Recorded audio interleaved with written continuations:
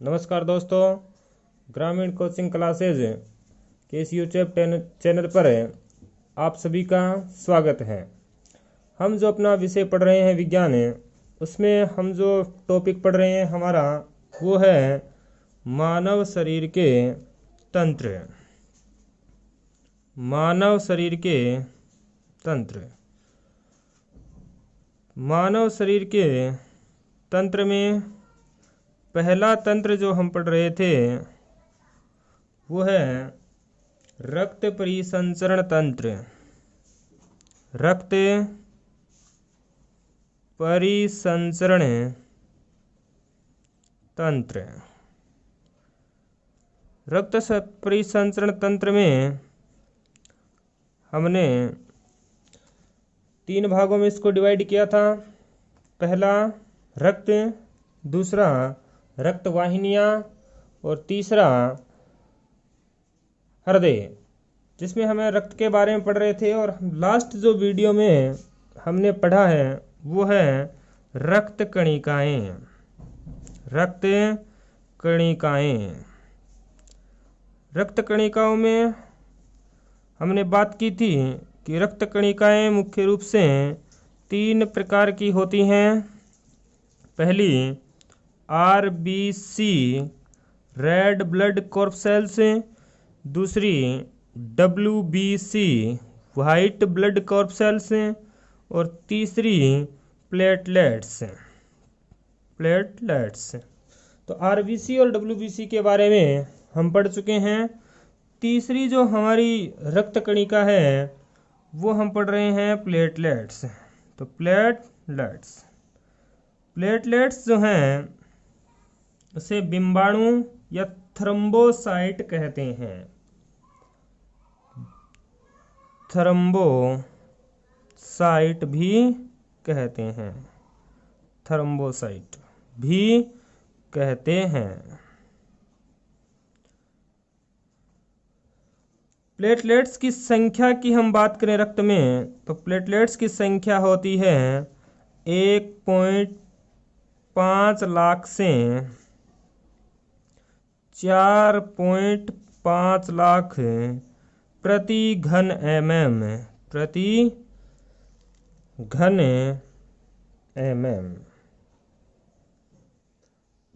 तो प्लेटलेट्स को थ्रोम्बोसाइट भी कहते हैं और थ्रोम्बोसाइट की संख्या होती है ब्लड में 1.5 लाख से लेकर के 4.5 लाख प्रति घन mm। ये इसकी न्यूनतम संख्या 1.5 है तथा अधिकतम संख्या होती है 4.5 लाख। 4.5 लाख से अधिक प्लेटलेट्स होने पर इसे कहते हैं थर्मोसाइटोसिस।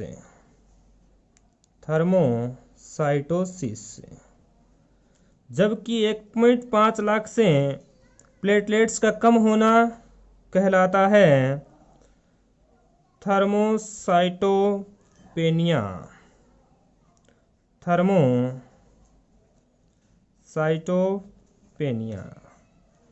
तो प्लेटलेट्स का संख्या से अधिक होना कहलाता है थर्मोसाइटोसिस, जबकि प्लेटलेट्स का संख्या में कम होना कहलाता है थर्मोसाइटोपेनिया। अब हम बात करें प्लेटलेट्स के जीवन काल की तो प्लेटलेट्स का जीवन काल होता है 5 से 10 दिनों तक। 5 से 10 दिनों तक। तो प्लेटलेट्स की जो संख्या है वो 1.5 लाख से 4.5 लाख प्रति घन mm, जबकि इसका जीवन काल होता है 5 से 10 दिन तक। नेक्स्ट कि प्लेटलेट्स में केंद्रक का अभाव होता है। प्लेटलेट्स में केंद्रक का अभाव होता है। प्लेटलेट्स में न्यूक्लियस नहीं पाया जाता है। उसी प्रकार RBC में भी केंद्रक का अभाव होता है, जबकि WBC में केंद्रक पाया जाता है। तो RBC और प्लेटलेट्स में केंद्रक का अभाव होता है। प्लेटलेट्स की एक खास बात यह है कि प्लेटलेट्स सिर्फ स्तनधारी प्राणियों में ही पाई जाती है। तो प्लेटलेट्स केवल स्तनधारी प्राणियों में ही पाई जाती है। प्लेटलेट्स केवल स्तनधारी प्राणियों में पाई जाती है। प्लेटलेट्स जो है उसका कार्य की अगर हम बात करें तो प्लेटलेट्स का कार्य होता है रक्त का थक्का बनाना, रक्त का थक्का बनाना, रक्त का क्लोट बनाना, रक्त का थक्का बनाना। इसके साथ ही रक्त के थक्का बनाने में विटामिन के भी सहायक है। तो विटामिन के रक्त का थक्का बनाने में सहायक है, रक्त का थक्का बनाने में सहायक है। हमने प्लाज्मा में जो पढ़ा था कि प्लाज्मा में एक प्रोटीन पाई जाती है जिसका नाम है फाइब्रिन। तो फाइब्रिन प्रोटीन भी रक्त के थक्का बनाने में सहायक है, रक्त का थक्का बनाने में सहायक है।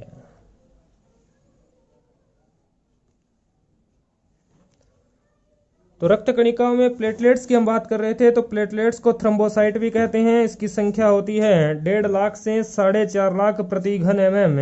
संख्या से प्लेटलेट्स का कम होना कहलाता है थर्मोसाइटोपेनिया, जबकि संख्या से अधिक होना कहलाता है थर्मोसाइटोसिस।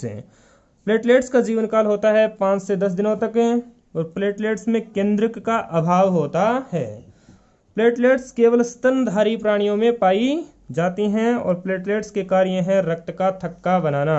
उसी प्रकार विटामिन के भी रक्त का थक्का बनाने में सहायक है, जबकि फाइब्रिन प्रोटीन जो है वो भी रक्त के थक्का बनाने में सहायक है। अब हम बात करें तो डेंगू रोग में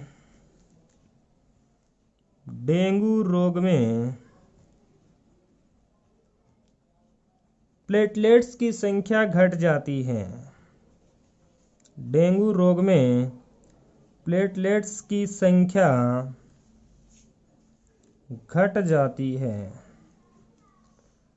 जिस प्रकार आरबीसी की संख्या मलेरिया रोग में घट जाती है, उसी प्रकार एड्स रोग में भी डब्ल्यूबीसी की संख्या घट जाती है। तो उसी प्रकार डेंगू रोग में प्लेटलेट्स की संख्या कम हो जाती है या घट जाती है। डेंगू जो रोग है वो होता है मादा एडिस एजिप्टी के मच्छर के काटने से। मादा एडिस एजिप्टी मच्छर के काटने से तो डेंगू रोग में प्लेटलेट्स की संख्या घट जाती है। उस वजह से शरीर के आंतरिक अंगों में रक्त का स्राव हो जाता है और फलस्वरूप व्यक्ति की मृत्यु हो सकती है। तो ये थी प्लेटलेट्स। तो प्लेटलेट्स के बारे में इसे थ्रोम्बोसाइट भी कहते हैं। संख्या होती है 1.5 लाख से 4.5 लाख, जीवन काल 5 से 10 दिनों तक। इसमें केंद्रक का अभाव होता है। यह केवल स्तनधारी प्राणियों में पाई जाती है। कार्य है रक्त का थक्का बनाना और डेंगू रोग में प्लेटलेट्स की संख्या घट जाती है। अब हम देखते हैं कि संख्या के आधार पर रक्त कणिकाओं का क्रम।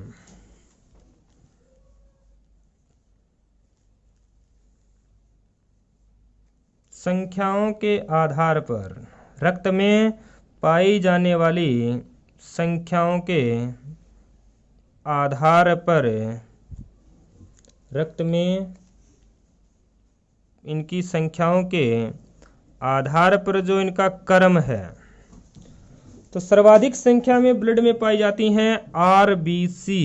तो सबसे ज़्यादा आरबीसी के बाद संख्या में पाई जाती हैं प्लेटलेट्स। और सबसे कम होती हैं संख्या में WBC। तो रक्त में पाई जाने वाली संख्या के हिसाब से इनका क्रम है, सर्वाधिक मात्रा में पाई जाती है RBC, उसके बाद पाई जाती है प्लेटलेट्स और सबसे कम पाई जाती हैं WBC। यानी 50 से 55 लाख के मध्य पाई जाती हैं RBC, जबकि 1.5 से 4.5 लाख के मध्य पाई जाती हैं प्लेटलेट्स और 6,000 से 11,000 के मध्य पाई जाती हैं WBC। तो ये था हमारा रक्त कणिकाएं। अब जो नेक्स्ट हमारी जो हेडिंग है वो है ब्लड ग्रुप, रक्त समूह है, ब्लड ग्रुप। ब्लड ग्रुप यानी रक्त समूह है, रक्त समूह है। ब्लड ग्रुप जो है उसके बारे में सबसे पहले हम देखते हैं कि एक डॉक्टर थे जीन बैप्टिस्ट। जीन बैप्टिस्ट, उन्होंने सर्वप्रथम ब्लड का आदान प्रदान के संदर्भ में एक बालक में भेड़ का रक्त चढ़ाया था। बालक में भेड़ का रक्त चढ़ाया था। तो सबसे पहले विलियम हार्वे नामक वैज्ञानिक ने हमें यह बताया था कि रक्त का परिसंचरण तंत्र होता है और रक्त परिसंचरण तंत्र में उन्होंने बताया कि रक्त का आदान प्रदान भी किया जा सकता है। उस थ्योरी से डॉक्टर जीन बैप्टिस्ट ने सर्वप्रथम एक बालक में भेड़ का रक्त चढ़ाया था।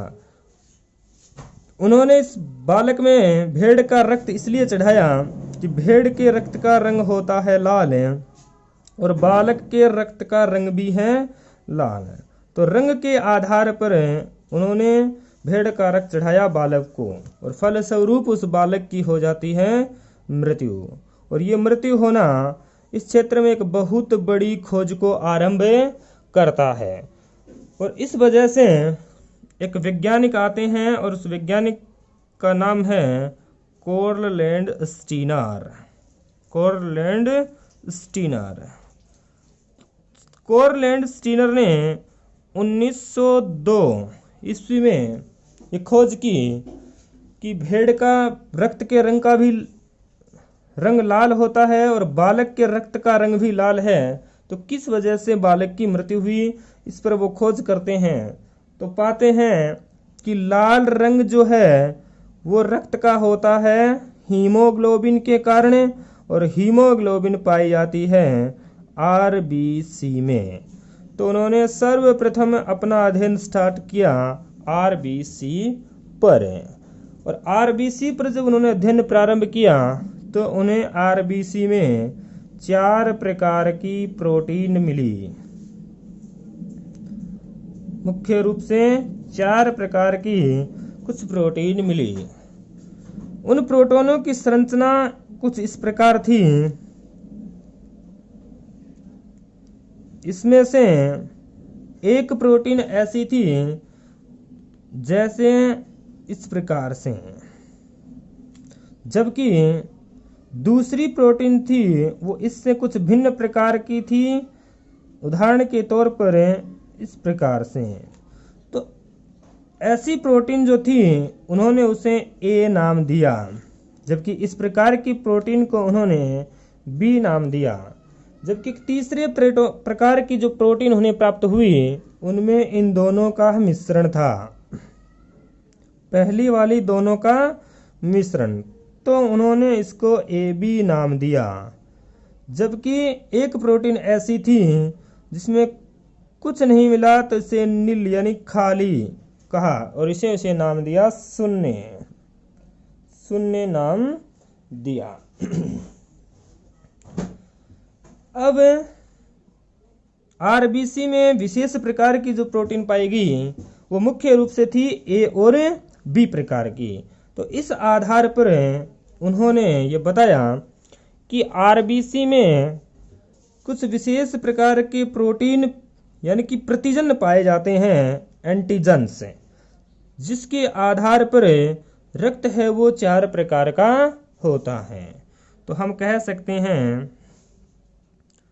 कि प्रतिजन के आधार पर प्रतिजन यानी एंटीजन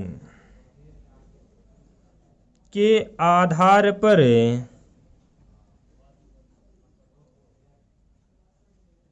इन्होंने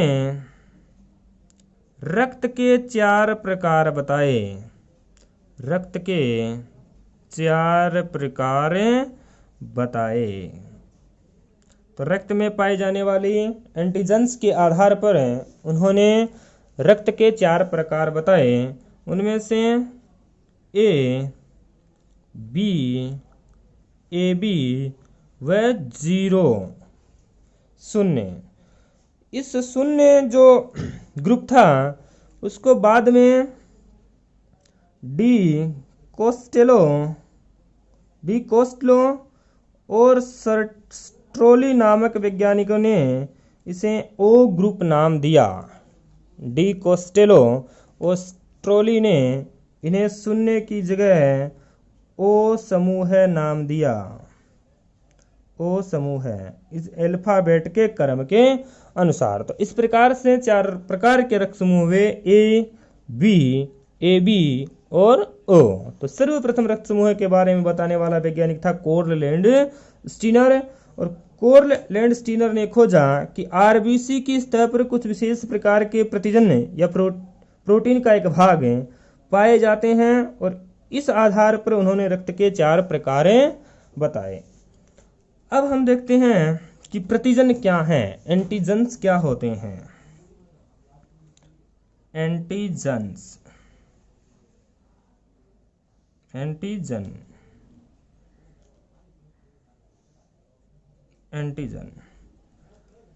तो एंटीजन्स जो हैं वो मुख्य रूप से ग्लाइकोप्रोटीन होती है, यानी विशेष प्रकार की प्रोटीन है।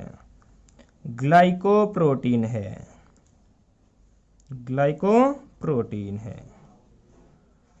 एंटीजन एक ग्लाइकोप्रोटीन है जो आरबीसी की सतह पर पाई जाती है।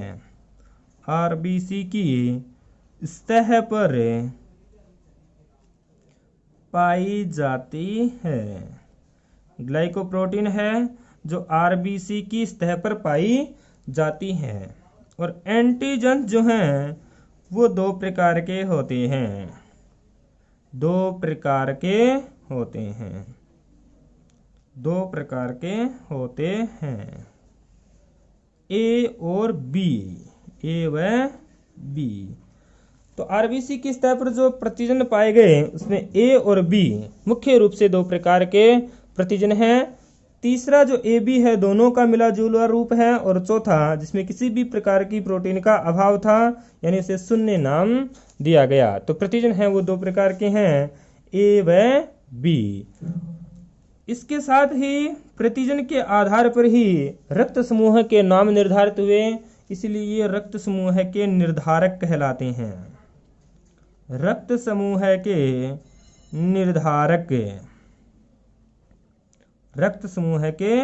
निर्धारक कहलाते हैं। तो एंटीजन से ग्लाइकोप्रोटीन है जो आरबीसी की सतह पे पाई जाती है। एंटीजन 2 प्रकार के होते हैं, ए व बी। और इन्हीं के आधार पर रक्त समूहों का निर्धारण होता है। नेक्स्ट हम बात करें तो एंटीजन के विरुद्ध रक्त में कार्य करती है एंटीबॉडीज। तो अगली जो बात हम कर रहे हैं वो है हमारी एंटीबॉडी यानी प्रतिरक्षी।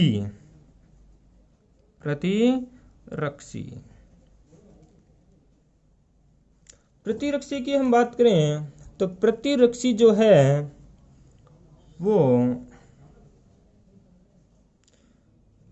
ये भी एक विशेष प्रकार की प्रोटीन ही है। तो प्रोटीन के बने होते हैं। प्रोटीन के बने होते हैं, रक्त के प्लाज्मा भाग में पाए जाते हैं, रक्त के प्लाज्मा भाग में पाए जाते हैं, रक्त के प्लाज्मा भाग में पाए जाते हैं, जबकि प्रतिजन जो थे वो रक्त के आरबीसी की सतह पर पाए जाते थे। तो एंटीबॉडीज प्रतिरक्षी प्रोटीन के बने होते हैं ये भी, और प्लाज्मा भाग में पाए जाते हैं। यह भी दो प्रकार के होते हैं, दो प्रकार के होते हैं, दो प्रकार के होते हैं, ए व बी, ए व बी, या हम कह सकते हैं एंटी ए या एंटी बी, एंटी ए और एंटी बी।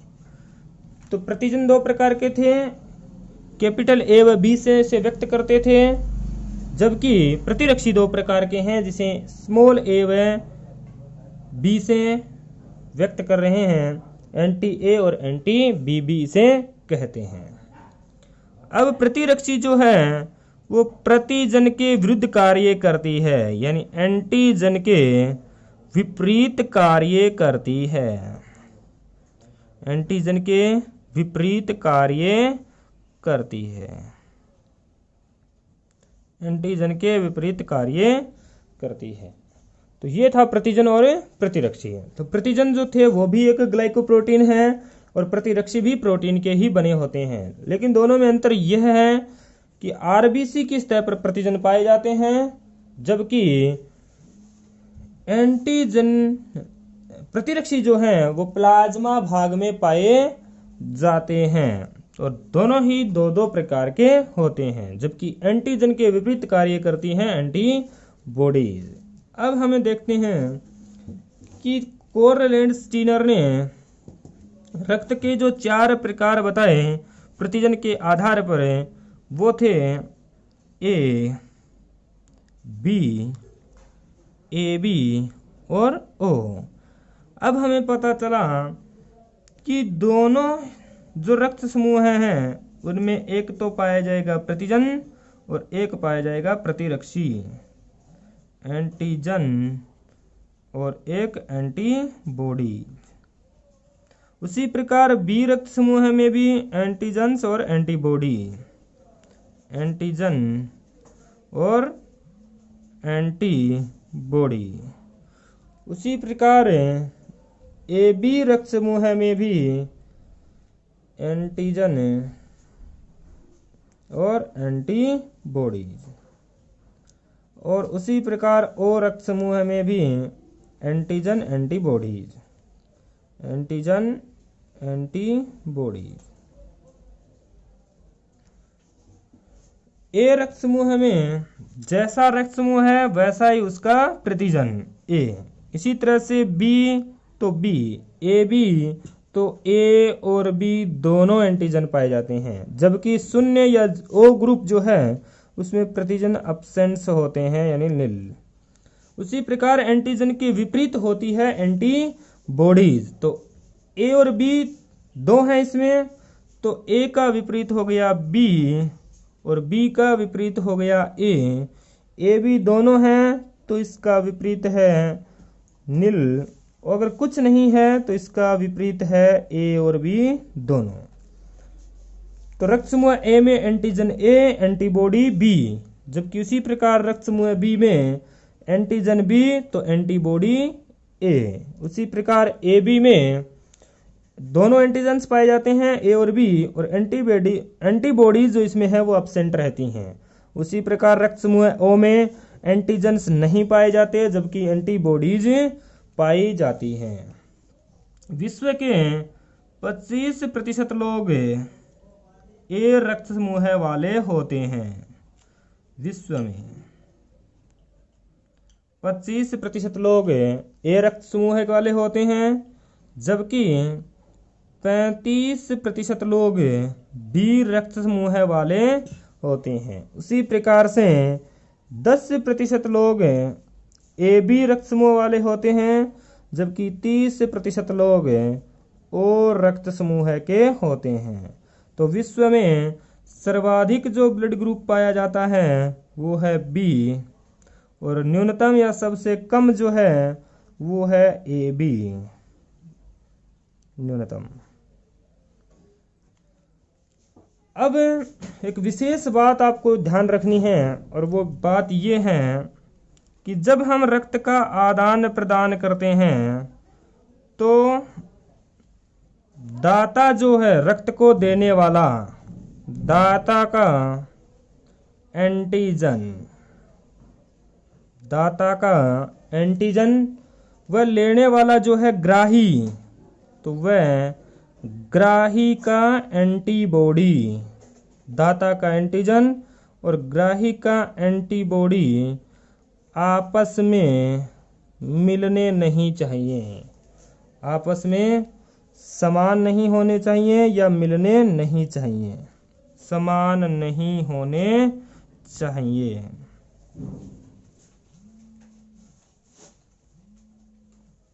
दाता का एंटीजन व ग्राही का एंटीबॉडी आपस में समान नहीं होने चाहिए। अब हम बात करें तो एग्जाम्पल के तौर पे हम देखें तो ब्लड ग्रुप जैसे दाता जो हम ले रहे हैं, एक ले रहे हैं दाता, दूसरा हम ले रहे हैं ग्राही। तो अगर हम बात करें कि ब्लड ग्रुप जो दाता है उसे ए को दाता कह रहे हैं और ब्लड ग्रुप बी वाले को ग्राही, तो अब हमें देखना है कि एंटीजन और एंटीबॉडीज, तो जैसा रक्त समूह है वैसा ही उसका एंटीजन, जबकि उसके विपरीत एंटीबॉडी। उसी प्रकार बी में बी तो प्रतिजन और ए उसका है प्रतिरक्षी। तो हमने देखा कि दाता का एंटीजन, तो दाता है ए और उसका एंटीजन है ए, और ग्राही की एंटीबॉडी, तो ये इसका एंटीजन और ये इसकी एंटीबॉडी। तो ग्राही की एंटीबॉडी है ए, दोनों का आपस में मेल नहीं होना चाहिए, यानी समान नहीं होने चाहिए। तो इन दोनों में ये दोनों समान हैं, ए और ए। तो ए वाला जो व्यक्ति है वो बी वाले को रक्त नहीं दे सकता।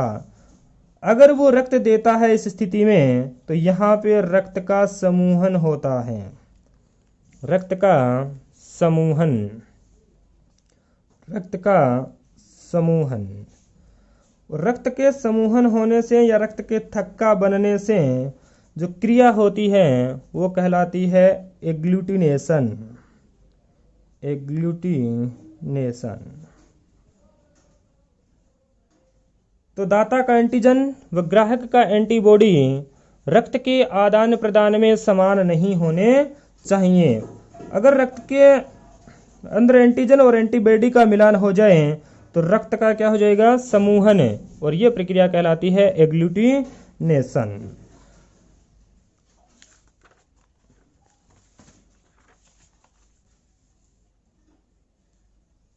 अब हम कुछ उदाहरण देखते हैं जिसमें हम एग्जाम्पल के तौर पे देखें। अगर हम एक देते हैं दाता और एक व्यक्ति लेते हैं ग्राही, दाता और ग्राही। अब दाता बी और ग्राही ए बी, तो प्रश्न यह है कि क्या बी वाला व्यक्ति ए बी रक्त समूह वाले व्यक्ति को रक्त दे सकता है या नहीं दे सकता। तो हम दोनों के एंटीजन्स और एंटीबॉडीज देखते हैं। तो बी रक्त समूह वाले की व्यक्ति की एंटीजन जो है वो बी होगा और एंटीबॉडी होगी इसकी विपरीत यानी ए। उसी प्रकार ए बी वाले में ए और बी दोनों प्रकार के प्रतिजन पाए जाएंगे, जबकि उसमें प्रतिरक्षी पाया जाएगा नील, यानी दोनों का विपरीत कुछ नहीं। तो अब हमने देखा कि दाता का एंटीजन और ग्राही की एंटीबॉडी, ए बी वाले का ये एंटीजन है और ये एंटीबॉडीज हैं। तो दाता का एंटीजन और ग्राही का एंटीबॉडी आपस में मिलान नहीं होनी चाहिए। तो यहाँ पर बी और यहाँ कुछ नहीं है तो मिलान नहीं हो रहा, इसलिए बी वाला व्यक्ति ए बी को रक्त दे सकता है। उसी प्रकार एक उदाहरण और देखें तो हम कहें अगर अब की बार हम दाता जो ले रहे हैं वो लेते हैं ए और ग्राही जो है वो हमारा है ओ, तो दाता का एंटीजन और एंटीबॉडीज, उसी प्रकार ग्राही की एंटीजन और एंटीबॉडीज।